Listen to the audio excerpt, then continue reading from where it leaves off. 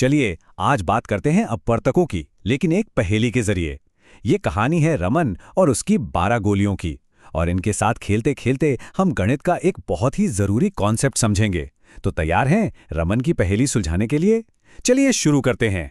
तो मसला ये है, रमन के पास हैं 12 गोलियां और वो चाहता है कि उन्हें ऐसी पंक्तियों में रखे कि हर पंक्ति में बराबर गोलियां हों। शर्त यह है कि कोई भी गोली बचनी नहीं चाहिए। सोचने वाली बात है ना? वो ऐसा कैसे कैसे कर सकता है? चलिए देखते हैं रमन ने क्या क्या सोचा।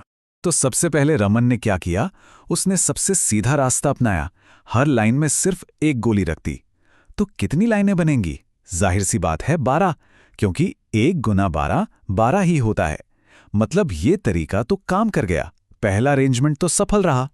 अच्छा, एक तरीका तो मिल गया। अब कुछ और सोचते हैं। क्या होगा अगर हर लाइन में 2 गोलियां रखी जाएं? हाँ, अरे वाह, ये भी हो गया। 2-2 गोलियां रखने पर ठीक 6 लाइनें बन गईं और कोई गोली बची भी नहीं। तो ये भी एक और सही तरीका है। अब तक तो रमन को भी पैटर्न समझ आने लगा था। उसने सोचा चलो 3 गोलियां ट्राई करते हैं, और देखिए 3-3 गोलियां रखने पर 4 बराबर लाइनें बन गई। क्या बात है! मतलब 1, 2 और 3, ये तीनों नंबर 12 के लिए काम कर रहे हैं। कुछ तो खास है इन नंबर्स में। पर क्या हर नंबर काम करेगा? चलिए देखते हैं। रमन ने कोशिश की हर लाइन में 5 गोलियां रखने की। पहली लाइन में 5, दूसरी में 5, हो गई 10। अब बची सिर्फ 2 गोलियां।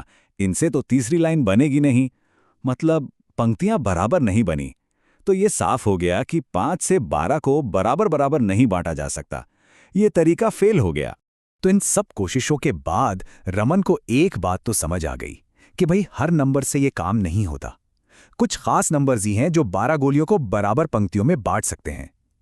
तो चलिए अब उन सभी कामयाब तरीकों पर एक नजर डालते हैं। तो ये रही पूरी लिस्ट। यहां हम सारे सफल तरीके एक साथ देख सकते हैं। देखिए कैसे जोड़ियां बन रही हैं।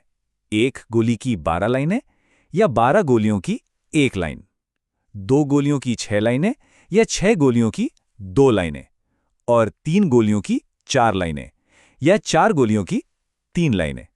ये सारी वो जोड़ियां हैं जिनसे 12 गोलियों को बिना कोई गोली बचाए बराबर बराबर बांटा जा सकता है। तो इन सब तरीकों में वो खास नंबर कौन से हैं? वो हैं -1, 2, 3, 4, 6 और 12। इन सभी नंबर्स में एक बात कॉमन है। ये सभी 12 को पूरी तरह से डिवाइड करते हैं, मतलब कोई रिमाइंडर नहीं बचता। और जानते हैं, गणित में इन खास नंबर्स का एक बहुत ही स्पेशल नाम है। जी हां, इन्हें कहते हैं अपवर्तक, या इंग्लिश में कहें तो फैक्टर्स। इसकी परिभाषा बिल्कुल सीधी है। कोई भी नंबर जो किसी दूसरे नंबर को पूरी तरह से, मतलब बिना कोई रिमाइंडर छोड़े, डिवाइड कर दे, वो उस नंबर का अपवर्तक या फैक्टर कहलाता है। तो रमन की पहेली में 1, 2, 3, 4, 6 और 12, ये सब 12 के अपवर्तक हैं। अब समझ आया?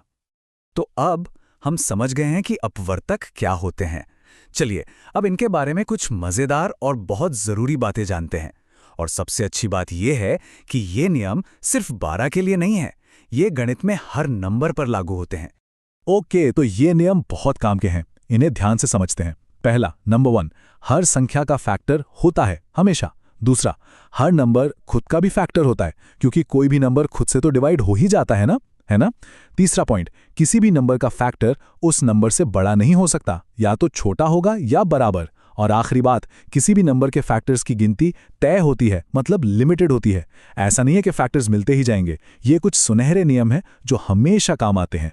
तो अब अपवर्तकों का कॉन्सेप्ट तो साफ हो गया है, पर अब एक कदम और आगे बढ़ते हैं। यहां देखिए, हमारे पास 12 के फैक्टर्स हैं और 18 के भी फैक्टर्स हैं। इनमें कुछ कॉमन दिख रहा है? हाँ, 1, 2, 3 और 6, ये दोनों में हैं। इन्हें हम कहते हैं कॉमन फैक्टर्स या सार्ववर्णनखंड। ये गणित में एक बहुत ही मजेदार और जरूरी टॉपिक है, पर इसके बारे में हम बात करेंगे अगली बार। तब तक के लिए इस पर सोचिएगा जरूर। है ना एक मजेदार सवाल?